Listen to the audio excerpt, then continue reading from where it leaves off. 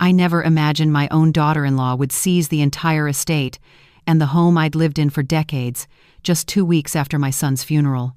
Serafina changed the locks, ordered me out of Mark's study, and told me I no longer had any legal standing. A cold, steady fury rose in my chest, but I wasn't about to give up.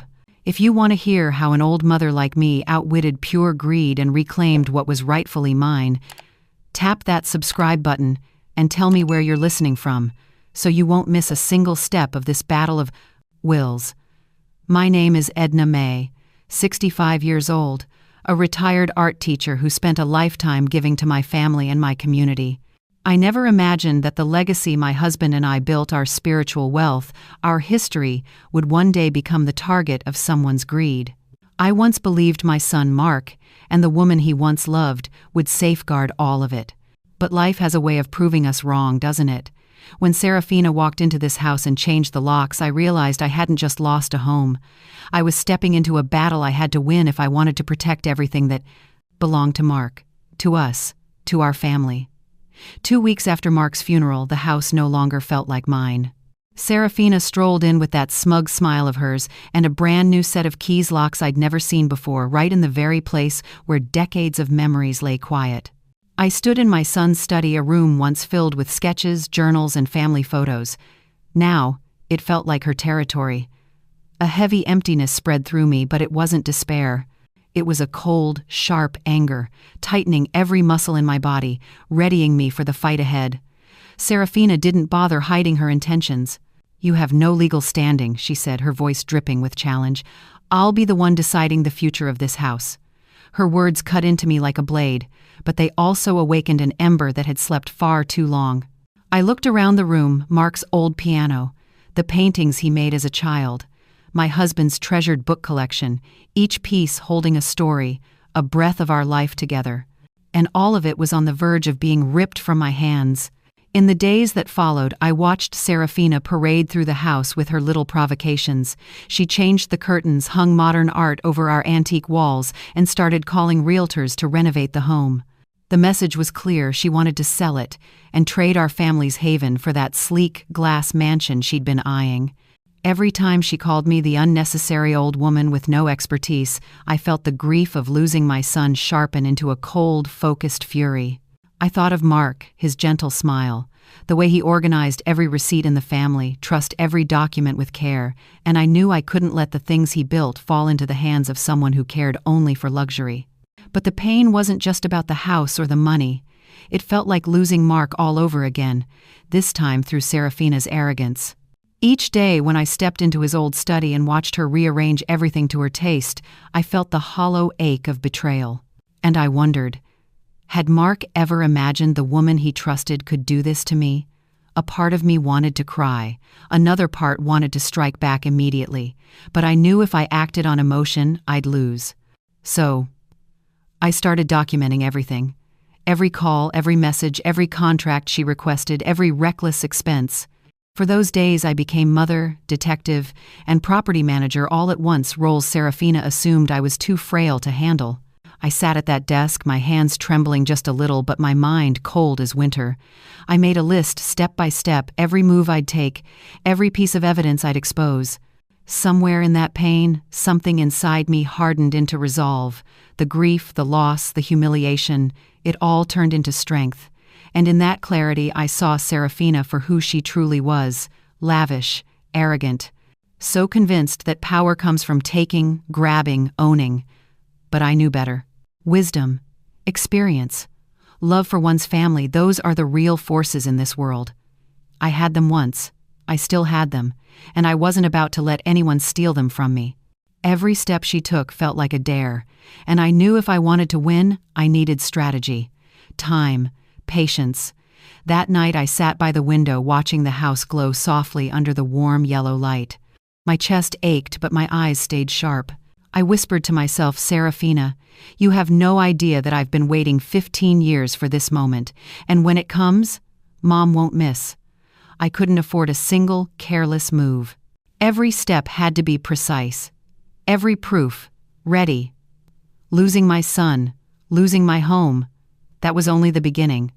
What came next would decide who controlled the family trust. And that was when I turned to the supplemental record from 15 years ago, a little weapon Serafina didn't even know existed, to begin the legal battle I already knew I would win. I sighed, feeling my heartbeat steady in my chest, and I reminded myself, this fight isn't just for a house or an estate. It's to protect the memory, the honor, and the soul of my family. The next morning, while I was sorting through a few papers in Mark's old study, a thick envelope arrived straight from Serafina's attorney. I opened it with a calm face, though inside every word cut through me like a blade. They claimed that my 40 years of building and managing our family's assets had been nothing more than supporting my husband. That I wasn't competent enough to oversee a $50 million trust. That any involvement from me was overstepping and unqualified. I set the letter down, closed my eyes, and drew a long, steady breath. Those insults didn't just wound my pride, they carried the sting of betrayal. Betrayal not only from my daughter-in-law but from a legal system that suddenly presumed I wasn't worthy of the role I had held beside Mark for decades. I remembered the sleepless nights when Mark was still alive, the two of us reviewing every expense, every contract, every tiny investment. I watched over each detail like a guardian, making sure our family never faced unnecessary risk. And now all of that care, all that experience, all those years, dismissed as worthless simply because Serafina and her attorney wanted control. But instead of despair, clarity settled over me. Their condescension was a push, one that reminded me I needed to act, and act decisively. I wasn't after cash. I didn't care about jewelry or some reserve fund. What I wanted, what I needed, was absolute control. The authority to protect everything Mark and I had spent our lives building. I wanted Serafina to understand she couldn't sell the soul of this family for her short-sighted greed. I called my own attorney, a trusted friend of more than 20 years. The moment I described the letter, his eyes lit with a mix of shock and cautious excitement. "Maybe it's time we look for the legal evidence she doesn't know exists," he said. I smiled, feeling a quiet warmth. Mark would have approved of that moment. We began combing through the old records, and then it came to me, the supplemental codicil Mark and I had created 15 years earlier. A special clause in the will and the trust. Mark and I were co-trustees, and if one of us passed away, full control would automatically transfer to the other. I had never revealed this part, not even to Mark, because I knew it should only surface at the right time. And now, with Serafina so sure she held all the power, this was the moment that document was meant for. I didn't rush. Every step became deliberate, strategic. Each meeting with my attorney, I came prepared: financial books, spending logs, investment lists, everything proving that I was fully capable of running the trust, and that Serafina was driven by greed, not competence. I turned page after page, remembering those years Mark and I sat at this very desk, verifying every expense, every bill, every contract, and I whispered to myself, all this experience, now it becomes my living proof. Meanwhile, Serafina grew bolder. More notices demanding I leave the house. More attempts to rearrange everything. More conversations about selling the home as if it were a handbag she'd grown tired of. But each time I simply smiled to myself, knowing she had no idea she was walking straight into the legal trap my attorney and I were setting. Her insults didn't weaken me, they sharpened me. One afternoon I stood before Mark's photo on the desk. Softly I told him, "My son didn't die for our legacy to fall into greedy hands. I'll do whatever it takes to keep what's ours." The late-day sunlight streamed through the window, brushing across the old documents like a blessing. In that moment I felt Mark beside me, agreeing with every step I'd taken. And then I understood. The humiliation, the judgment about my abilities, the threats Serafina kept tossing at me. All of it had transformed me into a calm, calculating, unwavering warrior. I was ready. Ready for the legal battle that would shift the balance, expose the truth, and prove that love, wisdom, and loyalty are the real sources of power. With the files organized, the evidence gathered, and the strategy finalized, I stood in the quiet room, my resolve steady as stone. The next step would be the formal lawsuit, where every proof, every tactic, every hidden safeguard would come to light, and for the first time in weeks I felt my true position. No longer the one being pushed aside, but the woman who would decide the fate of the family trust. On the first day of the trial, I stood in that courtroom wearing two roles at once, plaintiff and guardian of a legacy. Sunlight from the tall windows spilled across the documents my attorney and I had spent weeks preparing, and I felt the weight of every decision I was about to make. Serafina swept in wearing an elegant dress, eyes full of confidence, that little smile that said she believed everything was already hers. But I knew better. Greed always slips. And when it does, I would be there to catch it. My attorney began by presenting the full financial record I'd kept for 40 years, every small investment, every household receipt, every strategic choice that helped the family trust grow steadily. Page after page proved I hadn't just supported my husband. I had been a co-manager, the heartbeat keeping this family steady. I sat still, my hands resting on the edge of the table, calm but my eyes burning with resolve. Then came the turning point. My attorney pulled out the 15-year-old supplemental codicil, naming Mark and me as mandatory co-trustees. The clause was unmistakably clear: if one of us passed away, the surviving spouse would receive full, uncontested control of the family trust. No ambiguity, no loophole for Serafina to twist. The entire courtroom went still, so quiet I could hear the soft rustle of a page turning. Serafina and her lawyer scrambled, accusing me of manipulating Mark, claiming I'd crafted the clause to gain power. A flash of anger passed through me, but I swallowed it. Emotion is a weakness in a place like this. I stood, my voice steady and sharp. Everything I did was for this family, for the legacy Mark and I built together. This clause wasn't meant to control anyone, it was meant to protect the trust from reckless, short-sighted decisions. The court listened. The judge emphasized that my evidence, from the financial logs and journals to the codicil itself, was complete, lawful, and far exceeded any accusation Serafina hurled. Even her self-serving behavior, trying to sell the house spending trust funds on whims, was noted as a severe violation of its purpose. Relief washed through me, soft and warm, as though Mark were standing behind me, gently proud of the patience and preparation that brought us to this moment. But I didn't let myself relax. The trial stretched across days, every detail examined, every financial record dissected. I listened to every claim Serafina made, wrote down every contradiction, and watched her eyes each time a piece of irrefutable evidence appeared. And each time she glanced my way, I sensed a flicker of unease she didn't even recognize, born from the quiet precision of my preparation. On the final day, when the judge prepared to read the decision, I drew a long breath. It felt as though 15 years of secrecy, 2 weeks of grief and fury after Mark's funeral, and all the humiliation Serafina had heaped upon me, converged into this one still moment. The judge read, "The supplemental codicil holds full legal authority. All management and control of the family trust will transfer to me. Every decision Serafina made is stripped of validity. She will receive only fixed allowances, no right to sell the home, no right to touch trust funds at her discretion." A wave rose in me, emotion, but not triumph. This wasn't a victory for ego. It was a victory for reason, for love, for duty. I looked around the courtroom and saw the eyes of people watching, some astonished, some quietly admiring, and then my gaze settled on Mark's photograph on the desk. It felt as if he were right there, smiling with quiet approval. His task is fulfilled. When the trial ended, Serafina left in silence, her confident smile gone, her steps uncertain. I walked outside and breathed in the cool Dallas air, feeling peace slip back into my old home. But inside, I knew the fight wasn't truly over. This ruling was the beginning. Next, I would use my restored authority to ensure our legacy is never threatened again, and to teach Serafina the hard, expensive lesson that greed always demands payment. Standing in that house later, my hand brushing over Mark's old things, I began to picture my next steps, locking down every channel of control, freezing her reckless spending, sealing every corner of the trust so that it would remain untouched, protected, permanent.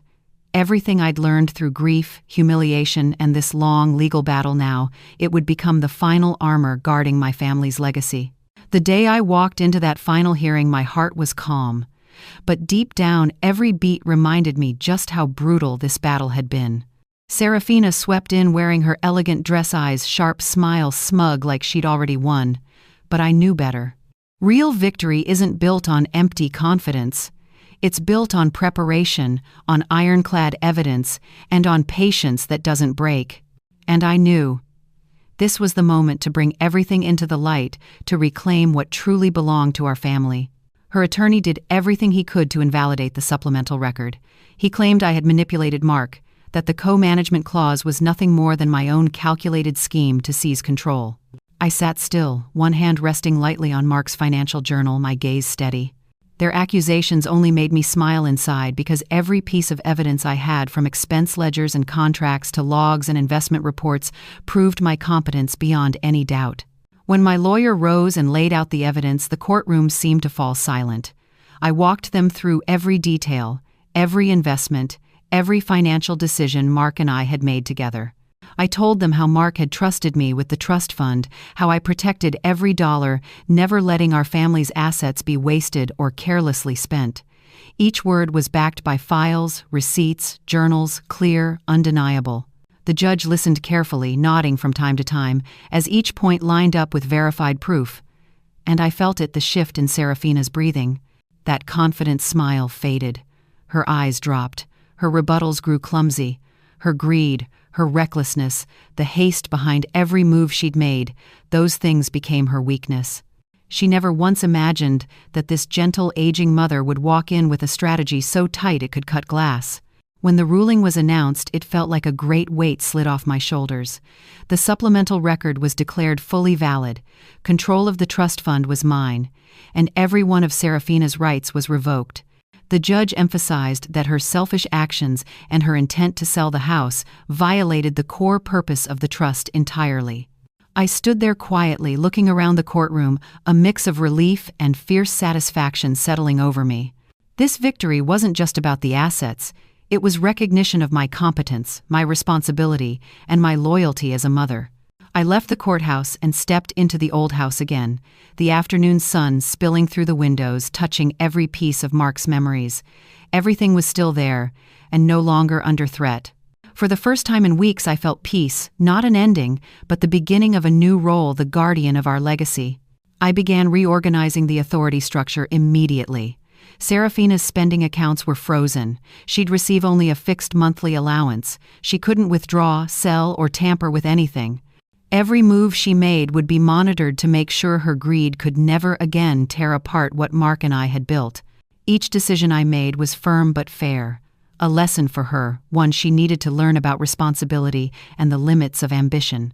In the days that followed, as I walked through the old house, letting my fingers trail across familiar photographs and keepsakes, I realized this victory carried a deeper meaning. It was the triumph of wisdom, patience, and a mother's enduring love. I looked at Mark's photo, smiled softly, and whispered, "You didn't leave money for your daughter-in-law. You left a mission for your mom." And I finished it. Gradually, I felt this new power settle into me, quiet, steady, unshakable. It wasn't for revenge. It was to safeguard the family legacy, to ensure Serafina would never again twist her greed into destruction. And from that moment on, I knew the life ahead of me would be about using this authority wisely, strategically, to protect what matters and pass down a hard-earned lesson about honesty, responsibility, and patience. And right then, standing in Mark's home, I felt the shift within myself. All the pain, the humiliation, the legal battles they had become tools to forge a perfect shield around our family's legacy, to prepare for the final steps ahead, steps of intelligent vengeance, quiet power, and personal completion, leading us straight to the end of this story. When the courtroom doors closed behind Serafina, I didn't rush to celebrate. Deep inside, I knew that the real victory would begin only when I used my newly restored authority to protect the family legacy. In the first days after gaining control of the trust fund, I carefully reviewed every account, every expense, every allowance Serafina would receive. No mistakes, no decisions beyond my reach. This wasn't an act of violent revenge. It was a cold, fair lesson. Greed must have limits. For the first time, Serafina felt powerless. She couldn't withdraw funds at will. She couldn't sell the house or other valuable assets. Every unauthorized action was suspended and recorded.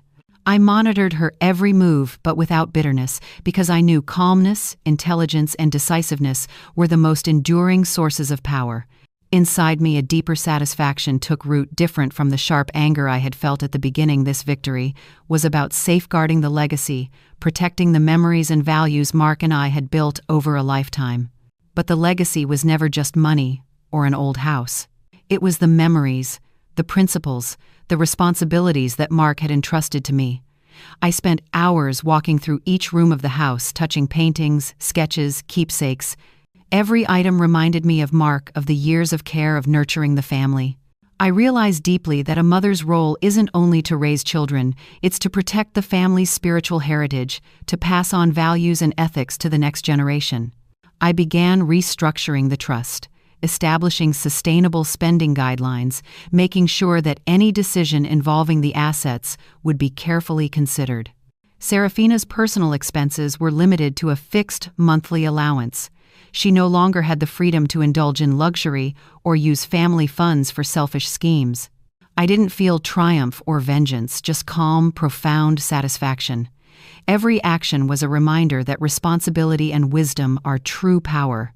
One afternoon, golden sunlight streaming through the window, I stood before Mark's photograph on the desk. Relief and pride washed over me. I whispered, "You didn't leave money for your daughter-in-law, Mark. You left a mission for your mom. And I have completed it." Not just a message for Mark, but a statement to Serafina and anyone who thought greed could outmatch wisdom. I felt that this victory was the perfect balance of intelligence, patience, and love, the three things Mark had always believed in and I had now proven.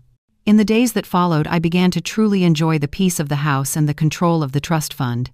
Every decision, no matter how small, was carefully considered. I knew Serafina could no longer influence anything. She was now part of the past, while I was the keeper of the present and future of the family. I recognized that the wisdom of an older mother, tempered by pain, loss, and humiliation, was a force no one could challenge. But what made me proudest wasn't the money or the authority, it was the lesson I had imparted. I had proven that greed cannot overcome responsibility and genuine love.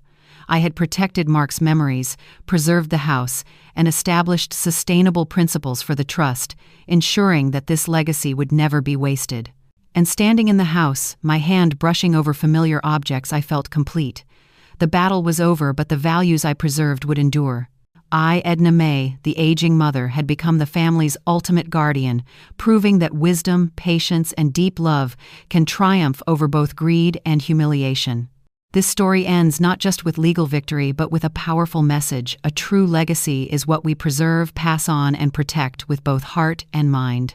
Thank you for staying with me, all the way to the very last moment of my story.